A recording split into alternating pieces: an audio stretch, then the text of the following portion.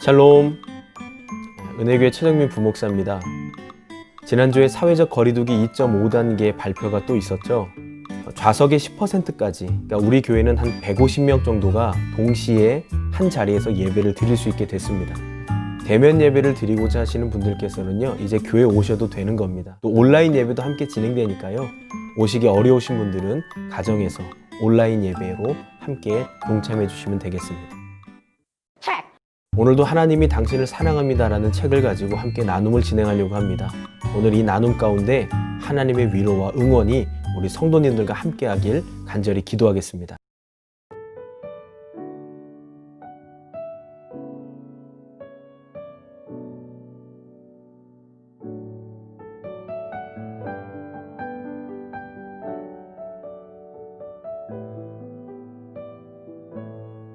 여러분, 이 구절을 잘 아시죠? 주님의 마음을 잘 보여주는 구절입니다. 주님께서는 우리의 삶에 참된 생명이 허락되고 그 삶이 더 풍성하게 되기를 바라셨습니다.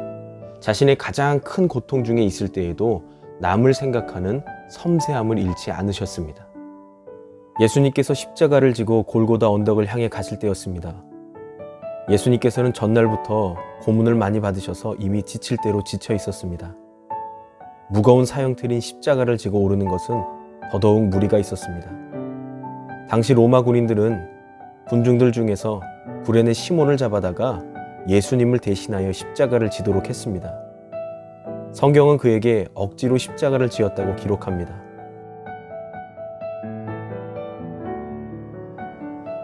시몬은 자신의 상황이 어떻든 예수님의 십자가를 대신 졌습니다. 자신에게 손해가 될 수 있는 상황이었는데도 말이죠. 그런데 주님께서 그 시몬을 기억하셨습니다. 어쩌면 억지로 감당했을지라도 그 경험이 그의 삶을 바꾸는 결정적인 순간이 된 셈이었던 겁니다. 성경에서 시몬을 소개할 때 알렉산더와 루포의 아버지라고 그의 가족을 소개합니다. 여러분, 왜 그랬을까요? 예수님의 십자가를 질 때 그가 누구인지 어떤 환경인지 몰랐지만 예수님의 십자가를 진 이후 그의 삶에 예수라는 은혜가 깊숙이 자리했다는 것을 보여주는 대목입니다. 성경은 후에 시몬이 안디옥 교회의 지도자가 되었다고 증언합니다. 그리고 바울에게도 중요한 인물이었다고 증언합니다. 이는 시몬의 가족이 구원받은 것뿐만 아니라 초대교회에서 중요한 역할을 감당했다는 것을 말합니다. 억지로 십자가를 졌던 그였지만 하나님께서는 그 수고와 헌신을 결코 잊지 않으셨습니다. 여러분, 억지로라도 십자가를 져야 합니다.